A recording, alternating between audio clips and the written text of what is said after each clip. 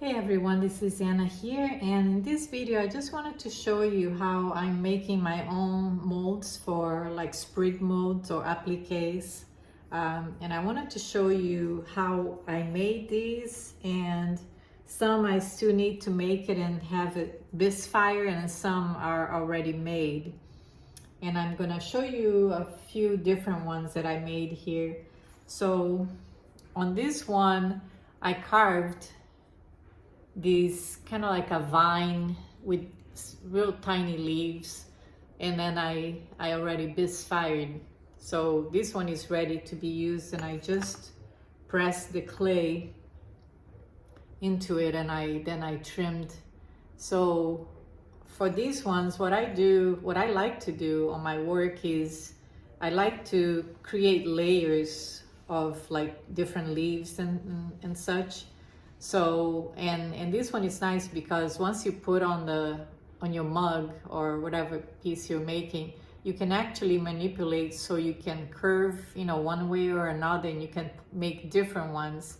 And you can make it thin so it doesn't add a whole lot of weight.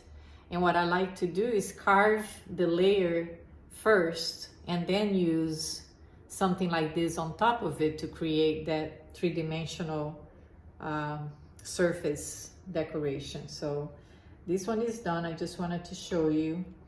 And then another type that I did is for something like this. I actually made the leaf and already bisfired to create the stamp. So you make, if you're not comfortable carving, you make something that it is what you want your piece to look like once it's out of the mold. So these will be pressed into the clay to become my mold, like I already made, and it's already getting a little harder. I made it with fresh clay, so it has to be pretty soft.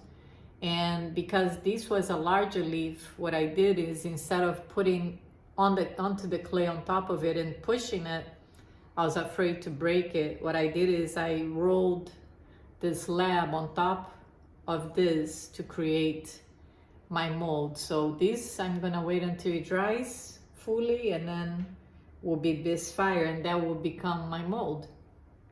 And as you know, I like tropical leaves, so I made a couple different monsteras. You can make a set of different sizes. Like this one is already made. I made like a set of leaves. So this one is already made, and I'll show you what it looks like. But I was just gonna show you how I go about doing it. Just using a piece of clay like this, just roll it so it doesn't have to be too thick for something, like a leaf that is just kind of flat, not too much thickness to it, so I don't have to make it too thick. I would say maybe a little 3/8, maybe 3/8 of an inch thick. And the one that I did, there was a set. So let me see if this one probably won't fit. So I made this tropical leaf here. One is a little larger, and then this smaller one. So for the bigger one, like I said, I think what I would do is just roll, and I hold it so that it doesn't move underneath me here, underneath the clay. So I am pushing the clay on top of my mold. I mean, on top of the leaf that I want to create my mold with. And then so that becomes my mold. And then you can trim off the excess of clay, so you don't use a whole lot of clay, and I can use that piece of clay for something else. So that's another mold. I'm creating several here. I'll make a little one there for that small piece. what I was doing is trying to create a bigger piece with a set, but just for this demo here, I'm just showing you for something this small.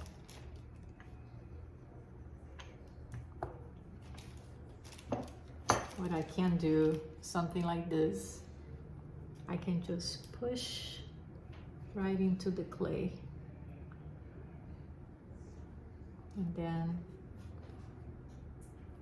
remove it. So that's my mold.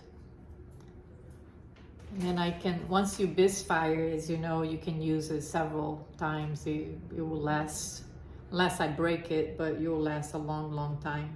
And these release really well because it is bisque, so it's porous.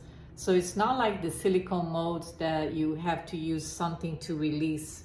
Using clay, if you just bisque fire the clay, you don't have to use anything. By just pushing it, it's like wood, or even better than wood, I guess, some of the molds, because it just comes right off. So this is making the leaf, whatever you want it to make, and then pushing into the clay, and then wait until this dries, and that will become my mold. I also made these little stamps. Sometimes if I'm watching TV, I can just start making some molds, you know. I can't sit still, as my husband says, I just like to be always busy with my hands, you know, making stuff. So I created these little stamps that you just push in the clay and creates a leaf. So I'll just show you what it looks like. And so this one is already bisque fire, so that would be my leaf, and I just trim around it.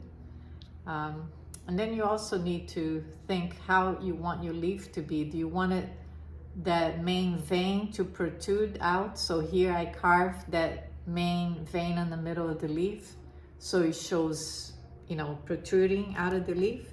Or if you wanted to create the ones, let me see, yeah, this one will be, let me see if I have an example.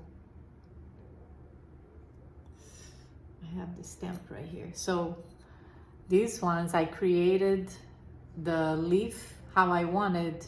I carved it and then I pushed into the clay, so that now the indentation's gonna come out the other way with the grooves of the leaf. So this is already bisque fire, and you see how easy it comes right off. My dog is going crazy here on his bed. Sorry with the noise. It's my dog. Morgan, what are you doing? Morgan! Morgan!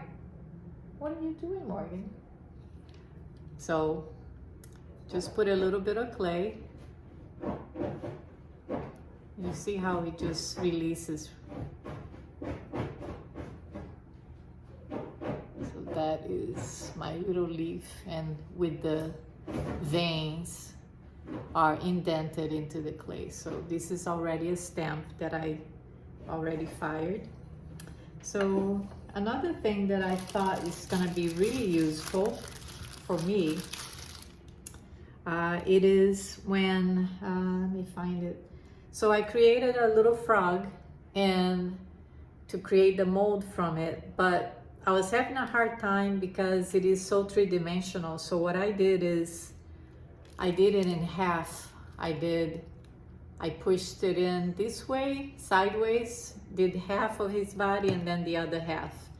I don't know how well this is gonna work. If it doesn't work, it's okay, because I do like to sculpt my little frogs, and what I was thinking is if I can use my own mold for the frog, and then I like to make them in different positions when I place them on something, on a mug or something, and I also carve the inside so it's hollow. But I wanted to make it so that I could still, once I release from the mold, I can still twist his head or something to make it, or bend his body so he's in a different position. because that's what I like to do. They're all in different positions and such. So I created this to make the mold. Don't know yet if it's gonna work out.